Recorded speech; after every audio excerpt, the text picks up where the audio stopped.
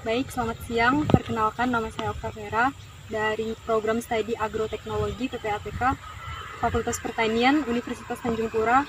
Pada siang ini, saya akan mewawancarai salah satu petani yang ada di Desa Ciptakarya, Kecamatan Sungai Betung, Kabupaten Bengkayang, Kalimantan Barat. Namun sebelumnya, saya mempersilahkan Bapak yang akan saya jadikan sebagai narasumber untuk memperkenalkan diri terlebih dahulu. Baik, terima kasih. Selamat sore. Salam sejahtera untuk kita. Sebelum kita mulai wawancara sore hari ini, izinkan saya memperkenalkan nama saya. Nama lengkap Kristianus Daud, alamat Desa Ciptakarya, Kecamatan Sungai Betung, Kabupaten Bengkayang, umur 47 tahun. Mengenai pengelolaan tanaman yang saat ini Bapak kelola, benih seperti apa yang Bapak gunakan supaya memperoleh hasil yang bagus? Ya, saat ini posisinya di lokasi persiapan tanam cabai rawit cakra ungu varietas Dewata F1 produksi panah merah. Mengapa harus cabai cakra unggul hibrida F1? Karena deskripsinya bahwa dari semua jenis bibit yang ada di pasaran, khususnya di situasi musim hujan ini, petani harus selektif untuk memilih varietas, khususnya benih. Dan saat ini saya memilih benih cabai cakra Dewata 76F1 produksi panah merah untuk ditanam di lokasi ini. Mengapa harus saya milih cabai cakra Dewata hibrida? Karena memang salah satu benih yang cocok untuk di semua musim, baik musim hujan maupun musim kemarau. Dan deskripsi bibit cabai ini adalah tahan dari serangan penyakit, kemudian virus, kemudian jenis-jenis hama lainnya. Kemudian saat ini tengah mempersiapkan lahan, lahan untuk musim tanam November sampai dengan Desember tahun 2021. Baiklah, bagaimana proses pembuatan lahan untuk penanaman cabai tersebut? Ya, seorang petani memang harus paham sebelum memilih bibit tanaman. Paling tidak harus tahu syarat utama yang harus juga diperhatikan seorang petani. Yang pertama tadi adalah benih, yang kedua adalah pengolahan tanah. Mengapa? Karena salah satu faktor penting juga dalam budidaya itu adalah pengolahan tanah yang baik. Tanah harus lembut, kemudian harus menggunakan kotoran ternak atau kotoran hewan. Nah, yang kali ini saya akan mencoba menerapkan teknologi pertanian organik yang nanti tidak menggunakan bahan kimia.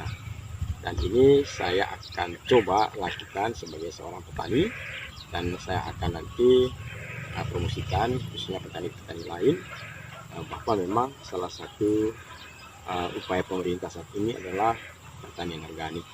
Nah, tentu sebagai petani saya akan mencoba itu tidak menggunakan bahan kimia, dan nanti lebih banyak menggunakan kotoran ternak yang difermentasi dijadikan bahan organik, sehingga mempengaruhi nanti tingkat produktivitas dari tanaman itu sendiri.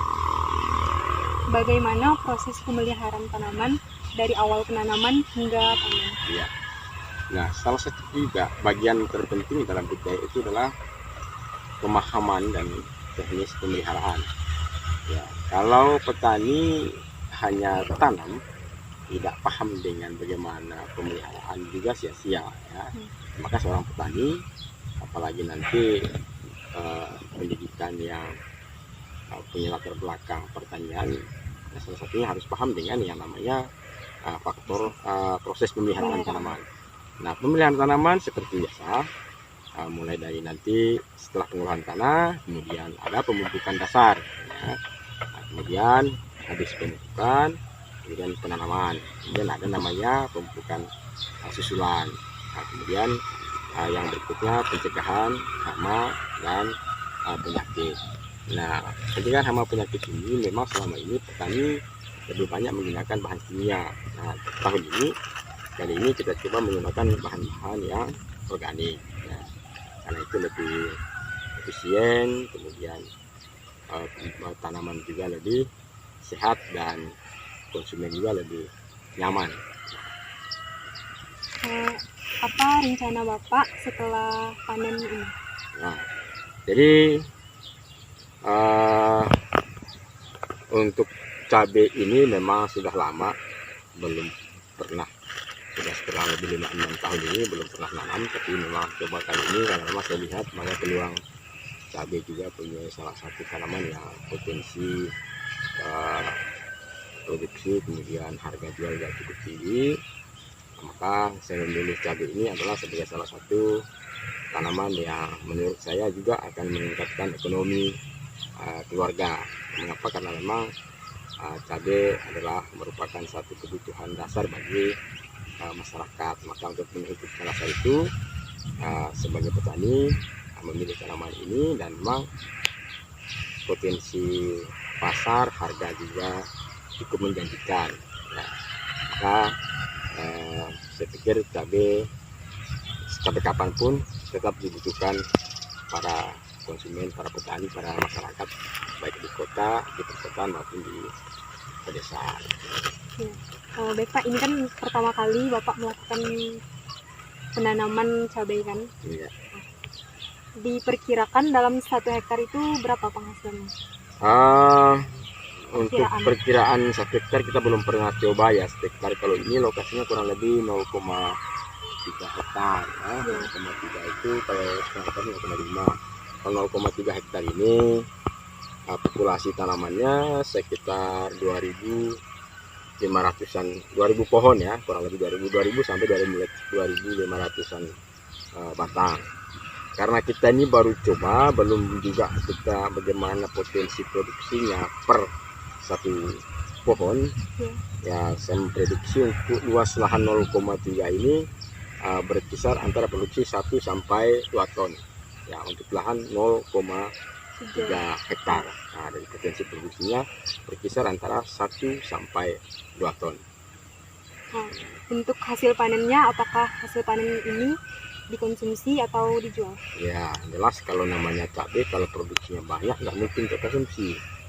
Kita kalau untuk konsumsi mungkin nanamnya hanya sekitar rumah saja, karena untuk makan. Karena produksi ini untuk dipasarkan, untuk dijual, maka memang kita juga membutuhkan yang namanya peningkatan ekonomi, pasti salah satunya kan untuk penjualan. Jadi cabai ini adalah untuk penjualan. Nah, pasarnya adalah ini sudah kita relasinya, kalau jenis yang cabai yang ditanam ini untuk pasaran kota Pontianak sama Bengkayang ya. Tapi yang ini memang untuk kota Pontianak karena lebih tahan simpan, kemudian tidak mudah menyusut. Nah, kalau cabai lokal, cabai yang petani tanam selama ini itu lebih mudah penyusutannya, tidak tahan simpan. Kalau cabai yang jenis yang ini cukup tahan dan memang untuk pasaran di kota Pontianak cukup menjanjikan kalau jenis yang saya tanam ini. Nah, untuk diketahui jenis yang tanam ini belum ada di Kalimantan Barat. Jadi di Kabupaten Bengkayang ini saya baru coba dan saya mesennya di Jawa Timur. Jadi saya punya relasi kawan-kawan yang di Jawa Timur, saya pesankan bibit ini. Nah, memang belum ada dikirim ke berbagai provinsi di Indonesia karena memang ini bibit baru yang ini. Jadi ada beberapa petani di Kuburaya juga sudah ada pernah coba tanam. Kemudian saya yang kedua di wilayah Bengkayang sama sini sama sudah ada tanam, saya di Bengkayang ini. Jadi karena melihat potensinya menjanjikan, maka saya coba memilih varietas baru namanya cabai hibrida Cakra hibrida Dewata F1 atau F1. Nah, itu. Terima kasih Pak atas waktunya untuk menjadi salah satu dari narasumber kami. Sekian dan terima kasih. Selamat siang. Siap.